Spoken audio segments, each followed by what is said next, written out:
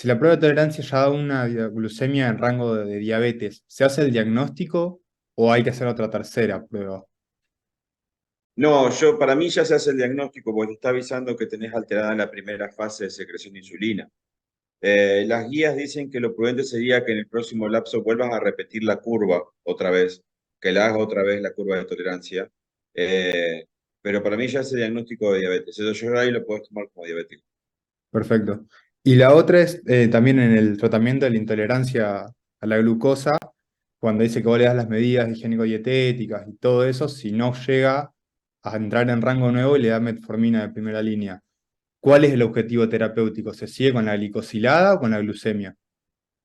Bueno, ahí está. No, yo no creo que haya un rango terapéutico acorde en eso, porque vos podrías seguir tomando, o sea, sigue siendo intolerante a la glucosa, no tiene diabetes.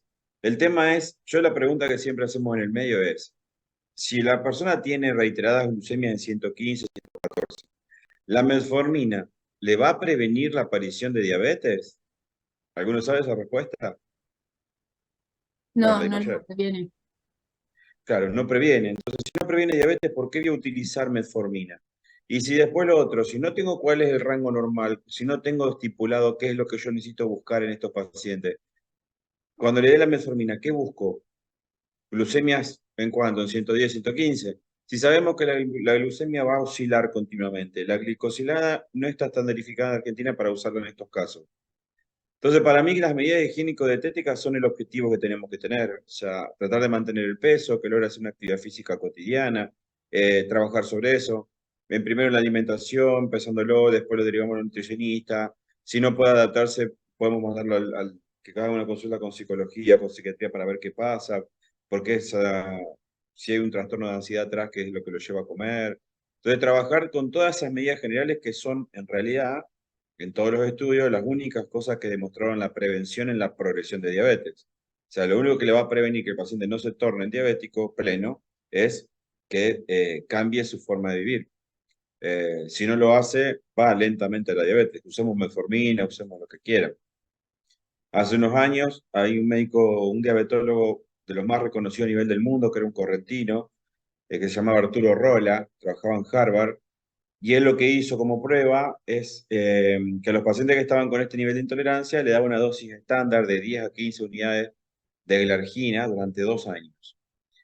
Eh, Él dice que con eso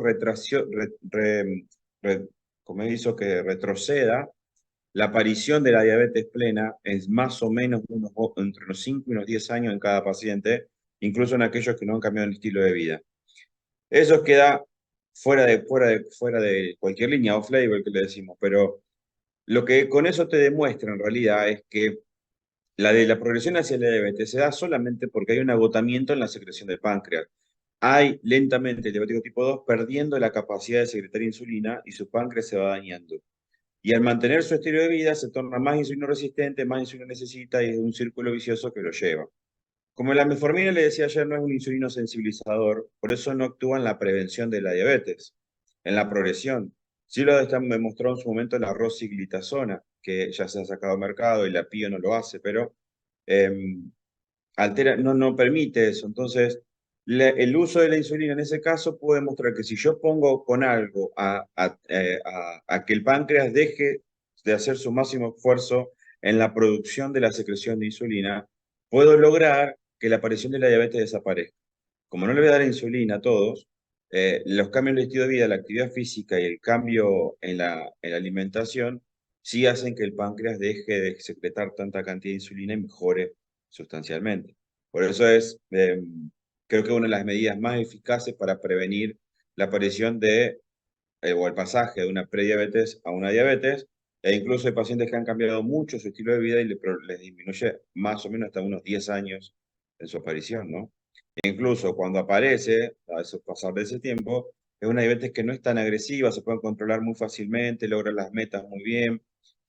No pasa lo mismo con otro tipo de pacientes que no hacen sus cambios. Perfecto. Y en ese caso, entonces, se iniciaría el tratamiento farmacológico cuando tenga los criterios de diabetes.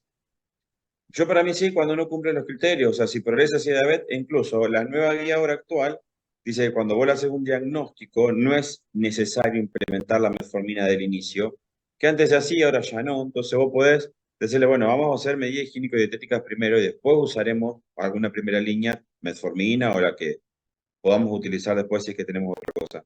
Lo ideal es metformina según las guías. Pero puedo seguirlo con los cambios en estilo de vida, manteniendo glicosilada normal, el peso normal y todo lo demás. Entonces, si puedo hacerlo en la diabetes, puedo en diabetes mantener un paciente sin medicación, porque en la prediabetes lo tengo que medicar. Por eso, para mí, son extremadamente raros los casos que necesitan medicación. Creo que no se los daría a ninguno en el estado de prediabetes, solamente corregiría.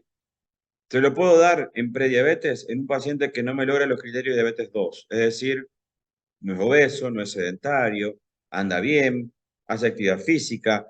Podemos pensar como una MODI, tiene muchos familiares con diabetes y puede ser una prediabetes genética. Entonces, en esos casos lo que hago es darle algo como tratamiento de las posibles MODI y de ahí poder controlarlo mejor, eh, pero a sabiendas de que son situaciones extremadamente especiales. Bárbaro, gracias. De nada. Profe, yo tenía otra duda con respecto Dale, a la diabetes tipo 2 y la insulinización. O sea, si el sí. punto de corte para iniciar la insulinización es la pérdida de peso, o qué otro factor deberíamos tener en cuenta para dar insulina a un diabético tipo 2. Bueno, en el diabético tipo 2, el punto de corte para la insulinización es el uso, la pérdida de peso, la insulinopenia. Eso es si nos vamos a lo ideal, ¿cierto? Lo estándar ideal. Eh, Porque nos estaría avisando que ese paciente está teniendo déficit de insulina, entonces la única forma que tengo es reponerlo.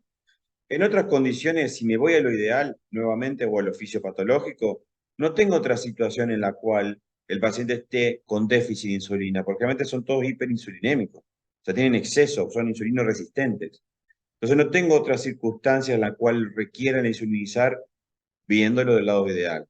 Pero por tema de costo y demás, muchas veces se insuliniza por un mal control metabólico, como hablaba ayer, es decir, por eso se usa de cuarta línea, sabiendo de que son pacientes que están con otra causa fisiopatológica. Es decir, empiezo con metformina, controlo, veo que toda la parte de educación diabetológica está acorde, no mejora, le agrego, qué sé yo, sitagliptina, controlo, no mejora, lo otro todo acorde, agrego glimepirida, capaz que después lo cambio la sitagliptina por empaglifosina, el SGLT2, no mejora, listo, la cuarta línea es insulina que se agrega. Acuérdense que el diabetes tiene una diferencia. Cuando yo insulinizo a un paciente tipo 2, nunca, jamás le saco los medicamentos anteriores, excepto sea una sulfonilurea, por riesgo de hipoglucemia, nada más. Pero los otros medicamentos no se retiran, porque yo agrego la insulina por fracaso terapéutico a lo que ya venía. Pero lo mismo que yo le diga, bueno, si le voy a dar una glimepirida en segunda línea a un paciente, le suspendo la metformina por gran duda.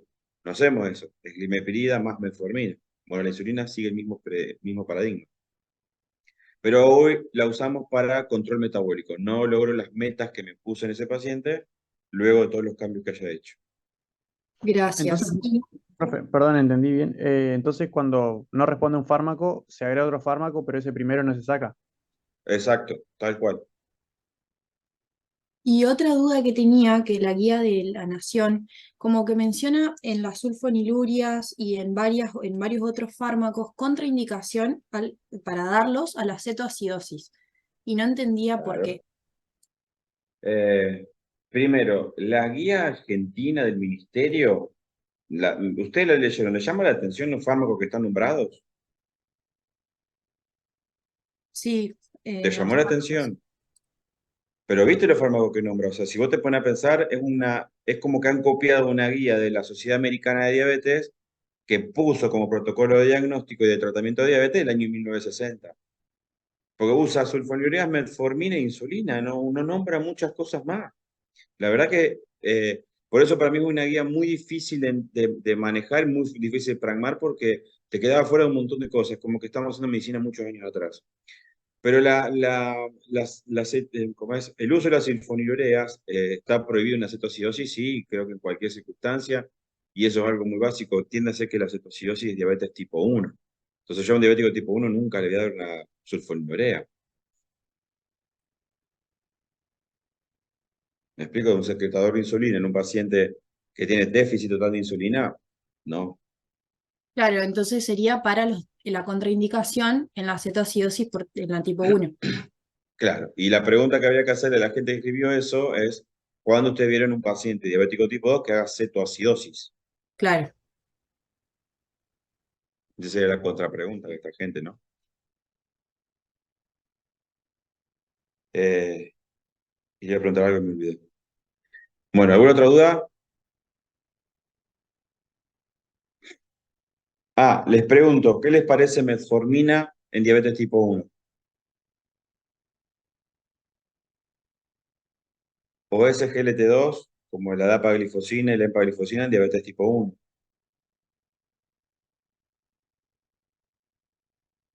Alguno que se anime cuándo la uso, si es que no la uso, está contraindicada.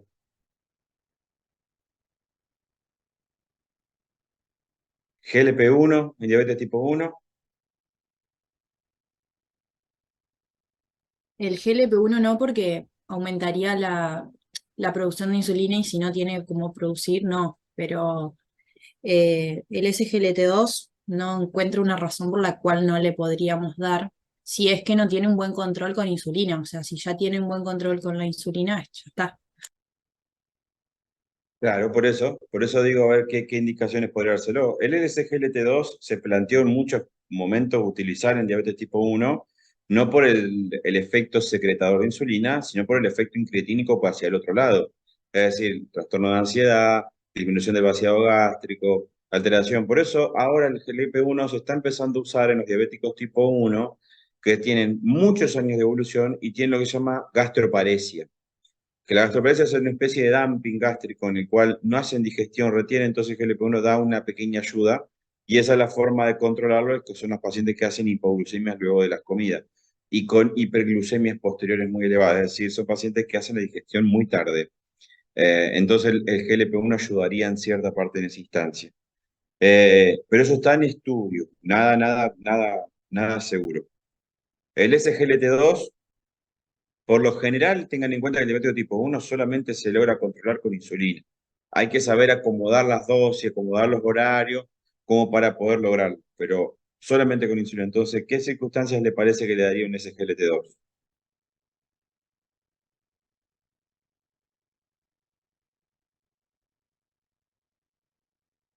Y por ejemplo, es hipertenso o tiene insuficiencia cardíaca.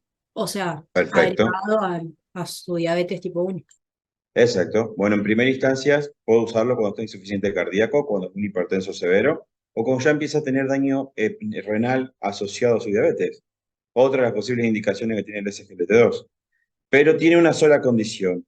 Tiene que estar extremadamente bien insulinizado y muy bien controlado, porque si yo le agrego, al perder azúcar por orina y al perder en gran parte sodio, también dice que el SGLT2 levanta en forma secundaria el glucagón. Se ha reportado mayor uso de mayor aparición de cetoacidosis euglucémica, se llama, o sea, cetoacidosis con glucemias normales en pacientes diabéticos tipo 1 que usan SGLT2. Es una de las cosas que hay que tener mucho cuidado cuando uso este medicamento. Pero se puede usar, se usa mucho. Yo tengo 2 pacientes que lo están usando y lo usan por un tema de hipertensión y de peso, porque también como ayuda a perder peso, me ayuda mucho en esta instancia, pero también son otra de las cosas que ayudan. ¿Y la metformina?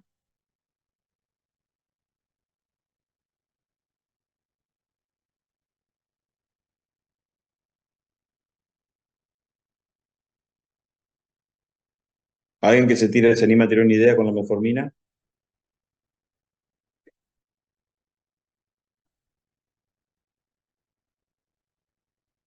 Y si lo que hace la metformina es mejorar la sensibilidad de la insulina, y un paciente diabético tipo 1 no tiene insulina, se podría quizá dar combinada con la insulina justamente para ¿En qué mejorar la circunstancia? sensibilidad.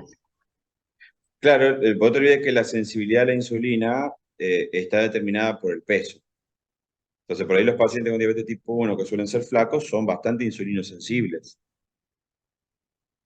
Claro, sería en un paciente que además sea obeso, por ejemplo, que Exacto, tenga insulina resistencia.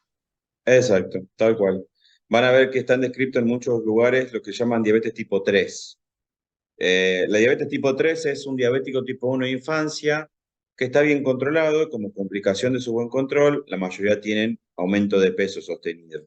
Entonces, se transforman, pueden algunos de ellos convertirse en obesos, y al ser obesos empiezan a empezar los factores de insulinoresistencia. Entonces empiezan con acantosis, con esteatosis hepática, todos signos de insulina de diabetes tipo 2. Entonces la tipo 3 es un diabético tipo 1 que se transforma con el tiempo en un diabético tipo 2.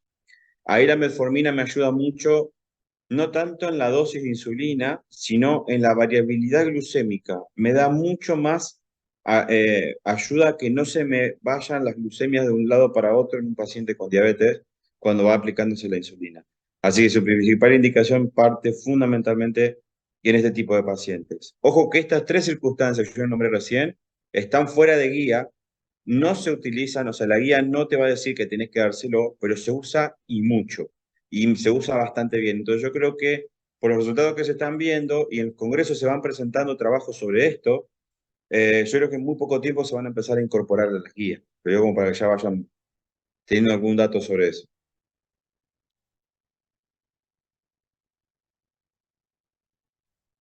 Bueno, ¿alguna otra duda más?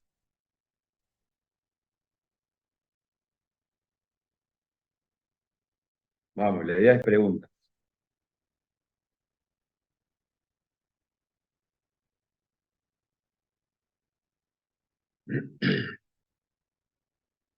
Cetoacidosis, ¿todo clarito?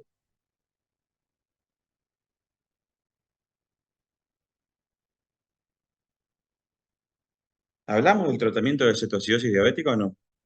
¿O yo ya me estoy perdiendo?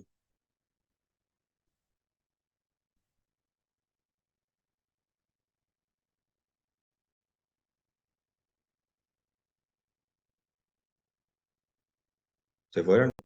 Parece que no, profe. No, ¿no es cierto? No me acuerdo. No, La no, verdad que me no, perdí. no lo hablamos. Habíamos hablado del diagnóstico, ¿no? Sí, eso sí.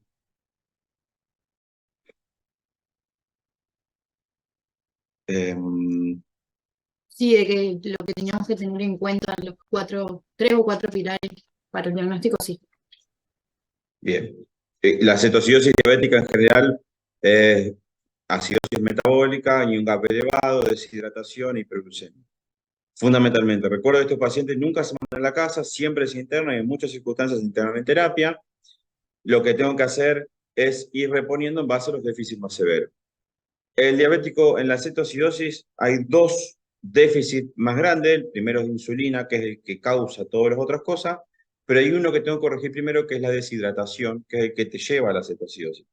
Un paciente con la cetoacidosis diabética está principalmente deshidratado. Si yo a un paciente con un debut de diabetes tipo 1 le permito o logra que tome el agua que necesita, que no se deshidrate, puede pasar meses así. Y eso muchas veces es lo que está como fundamentado en las dietas keto, ¿no? Pero el tema es la deshidratación que lo acompaña. ¿Por qué? Porque en algún momento el déficit o la acidosis se hacen tan extrema que la persona empieza a vomitar y empieza a intolerar el agua, empieza con dolor abdominales difuso y ahí se deshidrata. Entonces, cuando lo interno en terapia, lo primero que tengo que hacer en estos pacientes es rehidratarlo en forma enérgica. Y por lo general, por protocolo, es 1 litro por hora, que le voy a ir reponiendo de solución fisiológica. ¿Tá?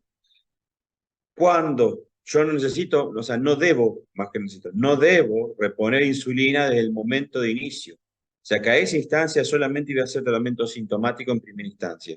Entonces, muchos líquidos reliberan para mitigar los vómitos, algún analgésico si tiene dolor, y mientras tanto voy haciendo las otras cosas que hago con tus pacientes, los cultivo, le pido los otros análisis y demás, pero tengo que hacer una rehidratación enérgica. ¿Cuándo empiezo con insulina? Cuando el paciente empieza a orinar. Si el paciente empieza a orinar nuevamente, es que ya su estado de hidratación está mejorando. Entonces, recién ahí inicio la insulina. Ya la metformina. Inicio la insulina. La insulina se coloca por bomba en goteo continuo, donde se hace el cálculo. Lo que le decía ayer, la dosis. En cetoacidosis, por lo general usamos como estándar 0,2 unidades kilo día. Entonces, calculo según el peso del paciente la dosis de 0,2 unidades kilo día. pongo una solución que lleva 100 mililitros de solución fisiológica y 100 unidades de insulina corriente. Eso me da una concentración de 1 unidad por milímetro por mililitro de solución fisiológica y eso se gotea por bomba. Cuando yo hago el cálculo, tengo que pasar, no sé, 2 unidades por hora, la bomba le va a pasar las 2 unidades por hora. Pongo la bomba 2 unidades por hora y voy pasando. Mientras tanto, sigo en la hidratación enérgica, o sea, sigo manteniendo el nivel de hidratación que venía desde el principio, mientras voy utilizando la insulina. Posterior a eso, cuando ya el paciente está orinando y la glucosa se va normalizando y llega al 250 aproximadamente de glucemia, dos cosas tengo que hacer. Recién ahí evalúo el potasio, a mí yo lo hacía así, ¿no? Aunque las guías van a ver que el potasio lo ven del principio, y lo corrijo solamente ahí porque mientras voy haciendo las hidrataciones y voy usando insulina, el potasio solito se va a ir corriendo para un lado para el otro. Entonces ahí corrijo el potasio y ahí cambio de solución fisiológica en la hidratación a suero destrozado al 5%. ¿Alguien sabe la explicación de por qué es eso?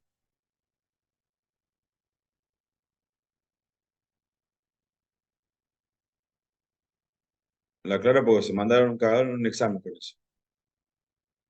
¿Podría repetir la pregunta, por favor?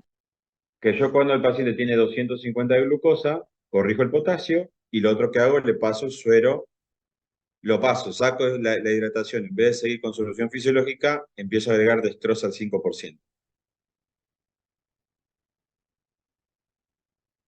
Entonces, si lo hidrato con destroza al 5, le paso la insulina, corrijo el potasio. ¿Por qué lo paso a destroza?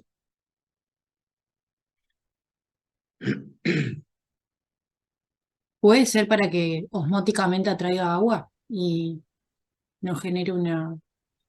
No, el fisio que tiene sal, cloruro de sodio, es más osmótico que el azúcar, que la glucosa.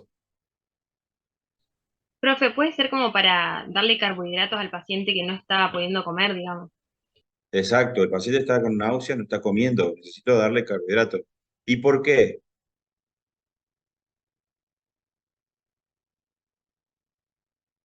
¿Por qué necesita carbohidratos? Y no proteínas o grasas. O sea, para evitar la proteína y que se forme en cuerpo cetónico. Bueno, No, no. La insulina es la que hace eso. La insulina frena la destrucción de los ácidos grasos y la fabricación del nuevo cuerpo cetónico. No se olviden que la, la cetoacidosis, o sea, la cetosis, que es el transformar ácidos grasos en cuerpos cetónicos, se produce por déficit de insulina, que es también el fundamento de la dieta keto para quemar grasa. ¿Puede ser para evitar la hipoglucemia porque le estás dando insulina? Bueno, esa fue la respuesta del examen y ahí es donde se armó quilombo, porque no es por eso. Porque la mayoría pensaba que es por eso, para evitar la hipoglucemia. Pero si yo le estoy dando insulina a un paciente que no está comiendo, necesita un sustrato. Si yo al paciente lo tengo que rehidratar y reaportar energía y sacarlo de la cetosis, que deje de quemar los ácidos grasos, necesito que queme glucosa. Entonces yo le doy insulina, pero si no le doy glucosa que queme, y el hígado por la cetosis no fabrica como debería fabricar, entonces necesito empezar a aportar el azúcar para que empiece a utilizar la glucosa como fuente de energía, salga de la cetosis y se empiece a renutrir. ¿Se entiende? Entonces el fundamento no es la hipoglucemia, sino que es sacarlo de la acidosis con el uso de, de la, de la, de la glucosa, pero es por acción de la insulina, ¿está? Sino que proveerle de nutrientes en cierta parte. Ese es el fundamento importante. Cuando ya voy saliendo yo de esa etapa en la cual lo pasé de destroza, la glucosa sigue descendiendo, va mejorando lentamente, el paciente va a dejar de tener náuseas, va a dejar de tener dolor abdominal, entonces ahí empiezo a probar si come. Si el paciente tolera dieta bioral y no vomita, no tiene náusea y sigue y está con hambre y puede tolerar lo que es el alimento, lo que hago es pasarlo a, a lo que es insulina subcutánea. Le hago insulina subcutánea, puedo empezar con NPH, en distintas dosis voy probando hasta que tenga, y de ahí ya a la casa. En el medio de todo esto, me olvidé decirle, generalmente desde el principio, recuerden que las cetoacidosis muchas veces se van acompañadas de un proceso infeccioso, una neumonía, una infección urinaria severa, una gastroenteritis, entonces por lo general van todos acompañados de antibióticos cultivos y antibióticos de amplio espectro. desde el principio, generalmente continúan en su casa. En concordancia del tratamiento, el coma hiperosmolar es exactamente igual el tratamiento con esto. El tema es que no necesita tanta rehidratación porque no está tan deshidratado. Acá la deshidratación no es uno de los parámetros más fuertes, sino que es la hiperglucemia. Tiene un poco de las dos cosas, obvio, pero no es tan extremo como la cetoacidosis.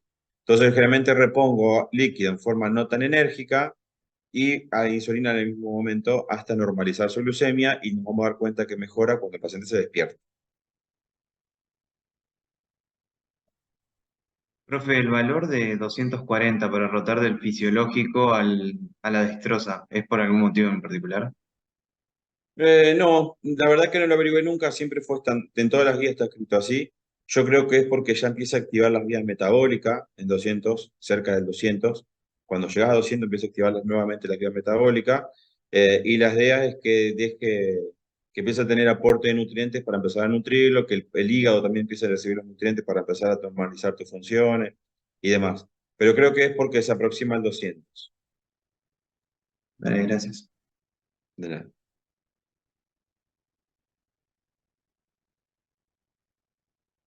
Chicos, ¿más dudas?